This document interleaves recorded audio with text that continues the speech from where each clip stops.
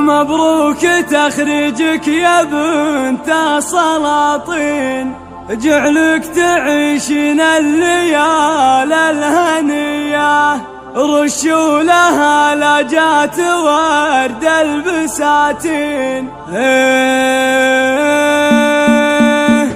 للشعر موقف والقصايد عناوين، فرايد تسمو بها الشاعرية. مبروك تخريجك يا بنت السلاطين، جعلك تعيشين الليال الهنية، رشوا لها لجات ورد البساتين. الله عطاك الزين والقابلية، الله عطاك الزين